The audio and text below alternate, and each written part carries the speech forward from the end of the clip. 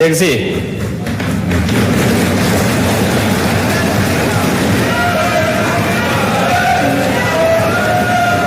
नेता प्रतिपक्ष की बातों से बहुत स्पष्ट हो रहा था कि परोपदेश कुशल बहु तेरे।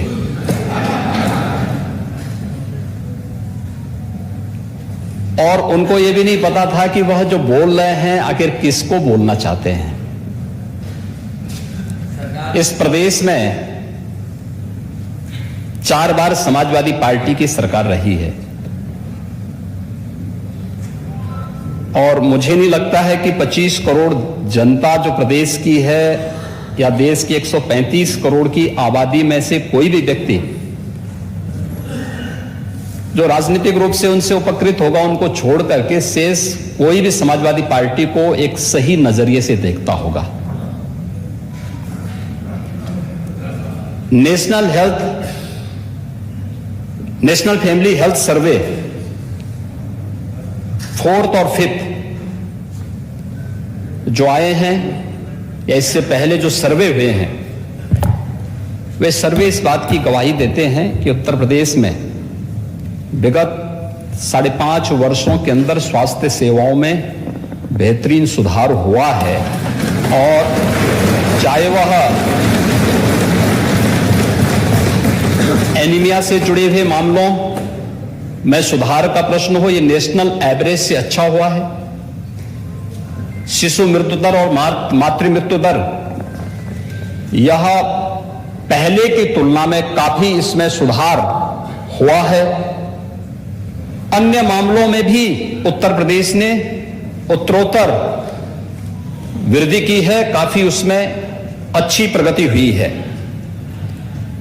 मैं केवल एक उदाहरण देना चाहता हूं। गोरखपुर की चर्चा माननीय नेता प्रतिपक्ष ने की और बोलते बोलते उनको बहुत सारी चीजें याद आती हैं। स्वाभाविक रूप से जब कोई चीज और खासतौर पर जनता जनार्दन अपना फैसला करके दे ही देती है, सपने जब तार तार होते हैं तो उसका दुख होगा ही। और उनकी बातों में वो दुख झलक भी रहा था, लेकिन हमें जनता जनार्दन के फैसले को स्वीकार तो करना पड़ेगा। यह सीजन पूर्वी उत्तर प्रदेश के लोगों के लिए हमेशा भय का प्रतीक होता था। एक कंपकपी छूटती थी जुलाई से लेकर के नवंबर तक। इंसेफ्लाइटिस से प्रतिवर्ष वहां पे 1200, 1500, 2000 तक मौतें होती थी। अकेले गोरखपुर का बीआरडी मेडिकल कॉलेज 500 मौतें उस मेडिकल कॉलेज में एक छत के नीचे एक वर्ष में होती थी। जनपदों के अंदर जो मौतें हो रही थी वो अलग है। जो लोग हॉस्पिटल तक नहीं पहुंच पाते थे वे अलग थी। डबल इंजन की सरकार का ही प्रभाव है और संयुक्त कार्यवाही का ही परिणाम है। इंसेफ्लाइटिस आज 0 तक पहुंच रही। इंसेफ्लाइटिस से होने वाली मौत 0 पर पहुंची है। अभी मैं गोरखपुर के दौरे पे था। स्वास्थ्य विभाग के साथ एक बैठक मेरी हो रही थी। इंसेफ्लाइटिस के केवल 40 मामले इस वर्ष वहां पर अब तक आए हैं। 40 में से 33 एक्यूट इंसेफ्लाइटिस के और 7 जापानी इंसेफ्लाइटिस के। मौत 0 है। ये गोरखपुर जनपद की बात कर रहा हूं मैं। गोरखपुर, ऐसे ही कुशीनगर, देवरिया, महाराजगंज, हमारे माता प्रसाद पांडे जी पूर्व अध्यक्ष जी का जनपद सिद्धार्थनगर या संत कबीर नगर, बस्ती, इधर देवीपाटन कमिश्नरी के जनपद, इन सभी जनपदों में बड़े पैमाने पर मौतें होती थी। लेकिन समाजवादी पार्टी सरकार एक भी बार अपनी संवेदना व्यक्त करने के लिए उन क्षेत्रों में उन मरीजों को मिलने तक कोई नहीं गया, क्योंकि फुर्सत ही नहीं थी। क्योंकि जो मरने वाले बच्चे थे, ये विषय उससे जुड़ा हुआ है, ये प्रश्न इससे जुड़ा हुआ है। मरे उन बच्चों का अगर किसी ने मदद की तो समाजवादियों ने मदद की। ये प्रश्न से जुड़ा हुआ समाजवादी पार्टी की सरकार दुर्भाग्य से इस प्रदेश में 4 बार थी और चारों बार कभी भी इंसेफ्लाइटिस से होने वाली हजारों मौतों पर कोई संवेदना समाजवादी पार्टी की सरकार महोदय यहाँ इलाज हो रहा है वो किसके बनाए हुए हैं? आप बोल रहे थे इलाज किसके बनाए हुए हैं? आप बोल रहे थे तो इलाज हो रहा है तो किसके बनाए हुए हैं? सुनिए, आप बोल रहे थे कोई नहीं बोला, अब माननीय मुख्यमंत्री जी बोले, सुनिए। जब माननीय नेता यही बात मैं बोल रहे थे, विपक्ष बोले तो कोई बीच में कोई किसी ने कोई व्यवधान नहीं किया, किसी ने कोई व्यवधान नहीं किया, नहीं कोई व्यवधान नहीं किया था। नेता सदन बोले, आप उसको सुनिए। आपने कोई प्रयास नहीं हुए। ये लोग दूसरों को उपदेश देते हैं। सच्चाई क्या थी 2017 में? उससे 5 वर्ष पहले तो समाजवादी पार्टी की सरकार 2012 से 2017 तक थी। प्रदेश के सभी प्राथमिक स्वास्थ्य केंद्र बंद कर दिए गए थे। कोई डॉक्टर नहीं था, कोई डॉक्टर नहीं था। ज्यादातर सीएससी बंद के कगार पर थे। सुनिए नहीं, और यही नहीं, जनपद और जिला चिकित्सालयों की स्थिति भी कितनी दयनीय थी, जर्जर स्थिति थी। और आज मैं कह सकता हूं 108 एम्बुलेंस के रिस्पांस टाइम को इस सरकार ने और अच्छा करने का प्रयास किया है, उसमें सुधार हुआ है। आज सरकार के प्रयासों के परिणाम स्वरूप प्रदेश में 1 डिस्ट्रिक्ट 1 मेडिकल कॉलेज की तरफ हम लोग बढ़ रहे हैं। आज मैं कह सकता हूं उत्तर प्रदेश के अंदर डबल इंजन की सरकार का ही प्रभाव है और संयुक्त कार्रवाई का ही परिणाम है कि आज प्रदेश के 59 जनपदों में एक मेडिकल कॉलेज या तो बन चुका है या बनने की ओर अग्रसर है, उस पर कार्रवाई चल रही है। जो शेष 16 जनपद हैं उन पर भी इस कार्रवाई को सरकार आगे बढ़ाने का कार्य कर रही है। मेडिकल कॉलेज से उनको परहेज है, हॉस्पिटल की सुविधा से उन्हें परहेज है। और तो और कोरोना महामारी के दौरान पता नहीं नेता प्रतिपक्ष कहां गए थे, मुझे तो लगता है किसी ने, हम लोगों ने तो कभी नहीं देखा उनको बाहर निकलते हुए। 3-4 चरणों में दुर्भाग्य से इंसेफ्लाइटिस आई थी और उन 4 चरणों में हमें तो आशंका थी कि ऐसा ना हो कि कोरोना कालखंड में 5वें चरण की वो आ जाए तो फिर इनका क्या हाल होगा। लेकिन ईश्वर की कृपा थी कि कोरोना हम लोगों ने नियंत्रित करने में सफलता प्राप्त की। अब देखिए कौन देख रहा है, वैक्सीन तो हम लोगों ने फ्री भी की है, फ्री वैक्सीन है। नहीं मैं क्या कह रहा हूं ना, हम लोगों ने तो वैक्सीन ली है, नेता वैक्सीन ली, पावर होगी। हम लोगों ने वैक्सीन ली है, लेकिन वैक्सीन ने भारत के पहली बार हुआ है, समाजवादी पार्टी की पहली सरकार 89 में आई थी और अब भारतीय जनता पार्टी के सहयोग से बनी थी। यह भी सच है। भारतीय जनता पार्टी ने उस सरकार को, जनता दल की सरकार को सपोर्ट किया था। सच स्वीकार करो, सच स्वीकार करो। जने हो गया, अरे ठीक है, अरे रघुदास जी 89 से आपने देखा होगा समाजवादी पार्टी को 4 बार, ठीक है नाम पहले कुछ रहा होगा, लीडर वही थे ना, नेता वही थे, और इनको 4 बार प्रदेश में शासन में रहने का अवसर प्राप्त हुआ। मैं नहीं कहता हूं, पूरा देश और पूरी दुनिया इस बात को कहती कि इनके शासनकाल में प्रदेश के हर क्षेत्र का अवमूल्यन हुआ है, उसमें अभिवृद्धि कहीं नहीं हुई है, कहीं नहीं हुई है। ये हर व्यक्ति कहता है और मैं इस बात को फिर कह सकता हूं कि स्वास्थ्य सेवाओं का हो या प्रदेश की शिक्षा व्यवस्था का, जितनी क्षति और जितना नुकसान इन तथाकथित समाजवादियों ने की है उतना प्रदेश में कभी नहीं हुआ। और आज प्रदेश को उसकी पहचान दिलाने के लिए ही राज्य सरकार अपने स्तर पर कार्य कर रही है। आज प्रदेश में हर प्राथमिक स्वास्थ्य केंद्र में हर सप्ताह आरोग्य मेला का आयोजन होता है। हर आरोग्य मेला में 1.5 लाख से लेकर के 3 लाख तक पेशेंट आते हैं। आयुष्मान भारत की योजना या मुख्यमंत्री जन आरोग्य योजना हर गरीब को 5 लाख रुपए की सालाना स्वास्थ्य बीमा का कवर, यह भी डबल इंजन की सरकार प्रदेशवासियों को उपलब्ध करवा रही है। और जहां तक कोरोना वैक्सीन की बात है, कोरोना वैक्सीन पहली बार हुआ है कि किसी महामारी के आने के मात्र 9 महीने के अंदर वैक्सीन भी देशवासियों को प्राप्त हो गया था। और इसके लिए पूरा देश प्रधानमंत्री मोदी जी का आभारी है कि जिनके प्रयास से देश के अंदर 2 स्वदेशी वैक्सीन आए और 2 करोड़ से अधिक वैक्सीन की डोजेस देशवासियों को प्राप्त हुए।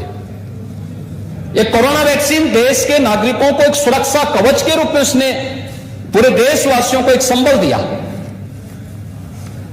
आज कोरोना वैक्सीन के नाते कोरोना जैसी महामारी को नियंत्रण करने में काफी हद तक सफलता प्राप्त हुई, लेकिन कुछ लोगों ने कोरोना कालखंड में जनता जनार्दन का ध्यान तो नहीं रखा, लेकिन दुष्प्रचार जरूर करते रहे।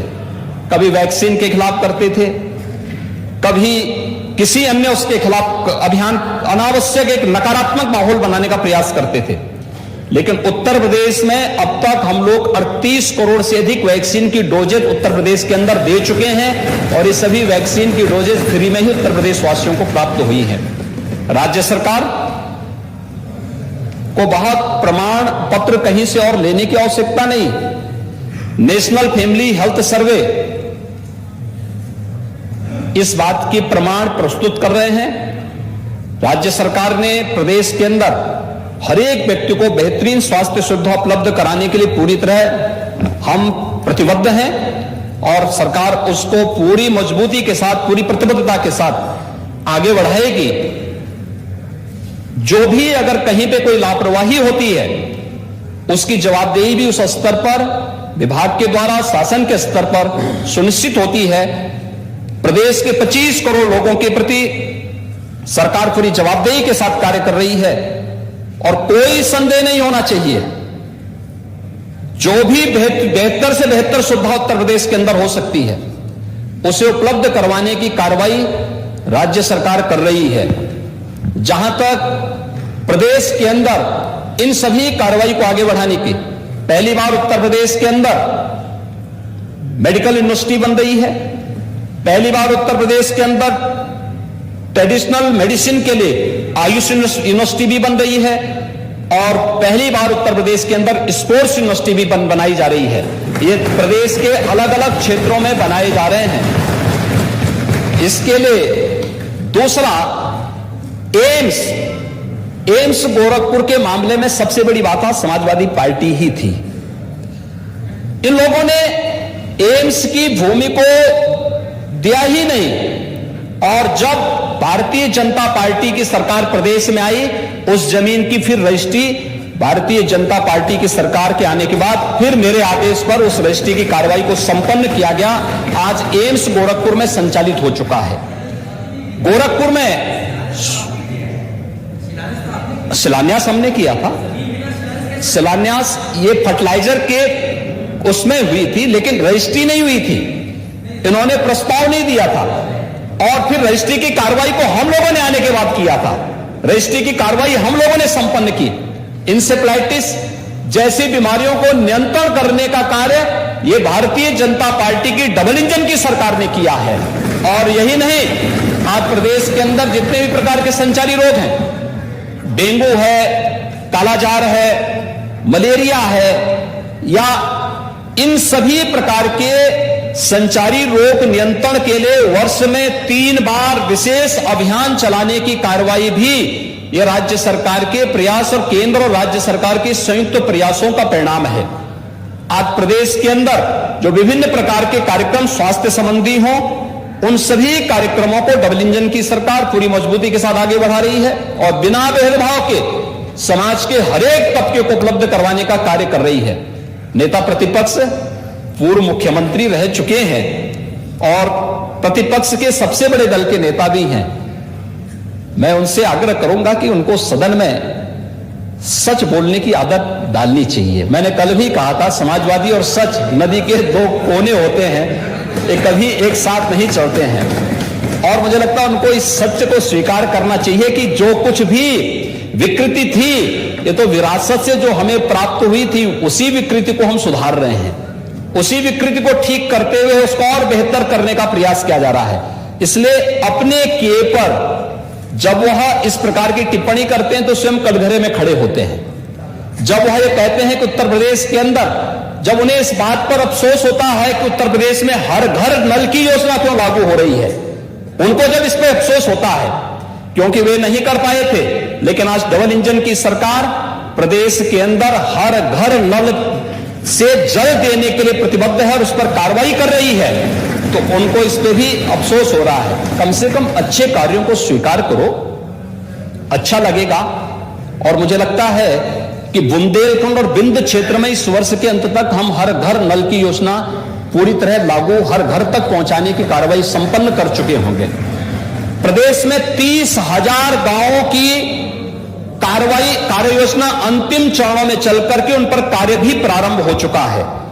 जो हमारे गाजीपुर से माननीय सदस्य बोल रहे थे कि हमारे उसमें नहीं हो रहा है, ये पूरा क्षेत्र, चाहे वो बलिया हो, गाजीपुर, ये पूरा क्षेत्र, यहां पर फ्लोराइड और आर्सेनिक से जुड़ी हुई जो समस्याएं हैं, इन सभी क्षेत्रों को हम लोगों ने चरणबद्ध तरीके से लिया है।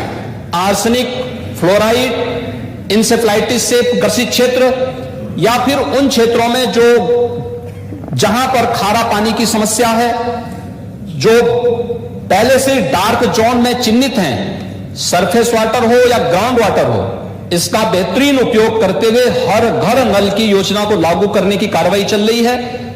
लेकिन उनको इस पे भी अफसोस है कि ये क्यों हो रहा है, वे नहीं कर पाए, तो उनको अपने किए पर पश्चाताप नहीं, लेकिन आज हो रहा है तो ये उनको बुरा लग रहा है। मुझे लगता है ये अच्छी प्रवृत्ति नहीं है।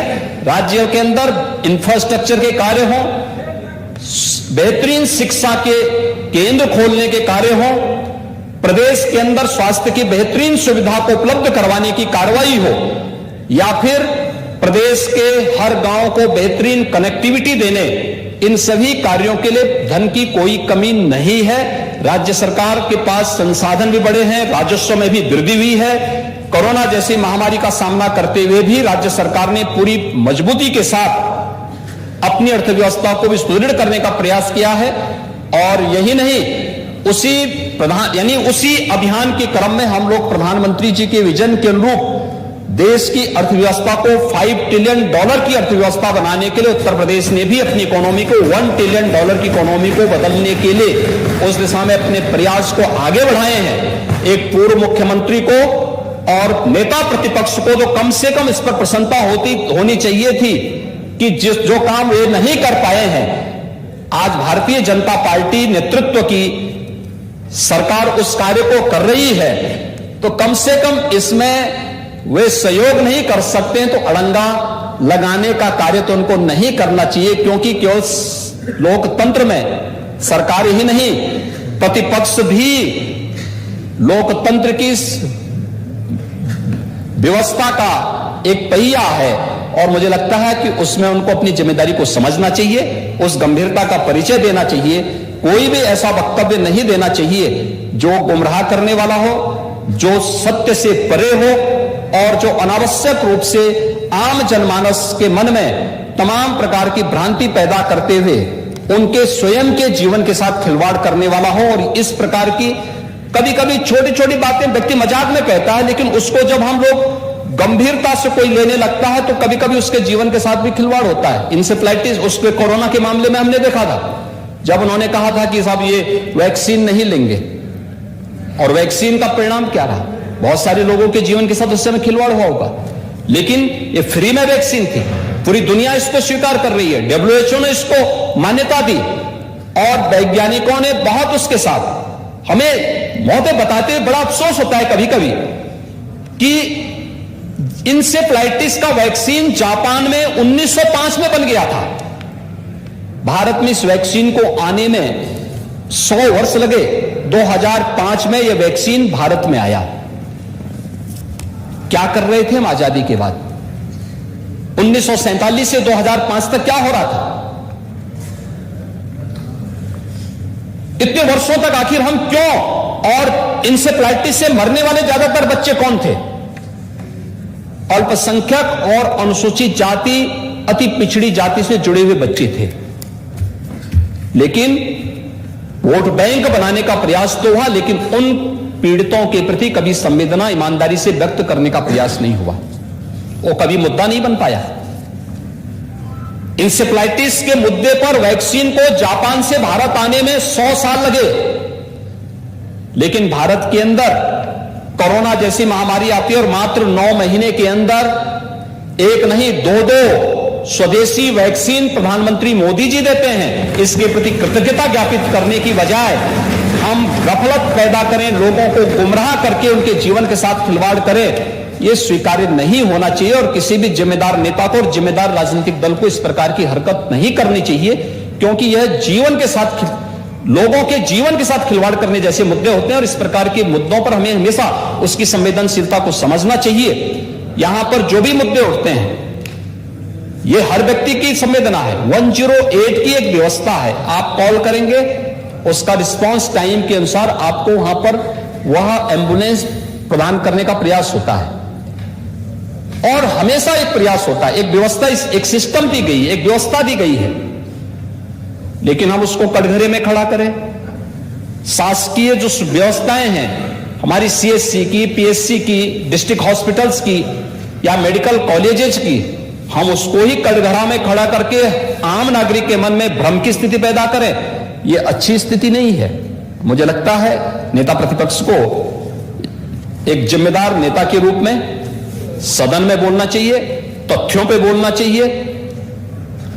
जो आंकड़े हों, उन आंकड़ों को एक बार सत्यापन करा करके अगर वे बोलेंगे तो ये विश्वसनीयता उनकी भी, उनके दल की भी बनी रहेगी। और साथ साथ इस व्यवस्था के प्रति भी आम जनमानस का विश्वास डगमगाएगा नहीं। और यह अगर विश्वास डगमगाएगा, ये लोकतंत्र के लिए बहुत खतरनाक दिन होगा, क्योंकि जनमानस की भावनाओं के विरुद्ध जब भी कोई आचरण कोई व्यक्ति करेगा तो वह अविश्वास की स्थिति पैदा करेगा, और वो लोकतंत्र के लिए सबसे खतरनाक दिन होगा। दुर्भाग्य से कुछ लोग अपने निहित स्वार्थ के लिए इस प्रकार का आचरण करते हैं या कर बैठते हैं। इसको लोकतंत्र में कहीं मान्यता नहीं देनी चाहिए। सरकार अपने स्तर पर बेहतरीन प्रयास कर रही है, और जो कुछ भी होगा, मैंने पहले भी कहा, प्रदेश की बेहतरी के लिए, प्रदेश के विकास के लिए, प्रदेश की 25 करोड़ जनता के लिए हमने इसको जाति, मत, मजहब या क्षेत्र और भाषा के आधार पर नहीं बांटा है। 25 करोड़ जनता को डबल इंजन की सरकार ने अपने परिवार के रूप में ट्रीट किया है, और बिना भेदभाव के शासन की योजनाएं उस रूप में पूरे प्रदेश के अंदर लागू हो रही हैं। हमने उसी रूप में उसको देने का प्रयास भी किया है। इसलिए कृपया इस सदन की कार्रवाई के माध्यम से अन्य माननीय सदस्यों के महत्वपूर्ण मुद्दों को हम इस प्रकार के मुद्दों के आधार पर, जो तथ्यों पर आधारित न हो, उससे हम अन्य माननीय सदस्यों के समय को जाया न करें तो अच्छा होगा। धन्यवाद। मैंने माननीय नेता प्रतिपक्ष को सुना, माननीय मुख्यमंत्री जी को सुना। मैं नेता सदन के जवाब से संतुष्ट नहीं हूँ। हेल्दी स्टेट प्रोग्रेसिव इंडिया जो रिपोर्ट है उसमें Uttar Pradesh number of bed मरीज को कितने होने, 1 लाख में कहाँ खड़ा है उत्तर प्रदेश। मैं संतुष्ट नहीं हूँ, इसलिए सदन से हम लोग वॉकआउट कर रहे हैं।